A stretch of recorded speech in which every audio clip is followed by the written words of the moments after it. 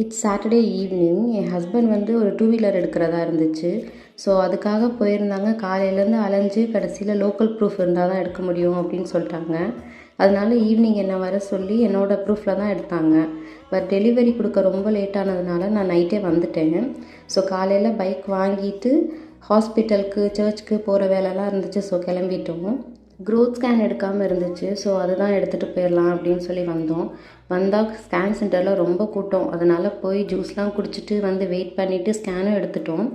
Baby weight கொஞ்சம் கம்மியாக இருக்குது, அதுவும் இல்லாமல் இந்த கொடி சுற்றி இருக்குது அப்படிங்கிற மாதிரி போட்டாங்க. அதுதான் கொஞ்சம் மனசு கஷ்டமாகவே இருந்துச்சு. ஸோ வந்துட்டு சர்ச்சுக்கெலாம் போயிட்டு சாமி கும்பிட்டுட்டு, என் ஹஸ்பண்ட் வந்து கம்மங்கூழ் பிரியர். கொடைக்கானல்லேருந்து எப்போ கீழே வந்தாலும் கம்மங்கூழ் சாப்பிடாம போக மாட்டாங்க. ஸோ அதனால் அன்றைக்கி மதியம் வெயில் செமையாக இருந்துச்சு. ஸோ கம்மங்கூழ் குடிச்சிட்டு போகிற வழியில் லஞ்சையும் கம்ப்ளீட் பண்ணிவிட்டு அப்படியே வீட்டுக்கு வந்தாச்சு.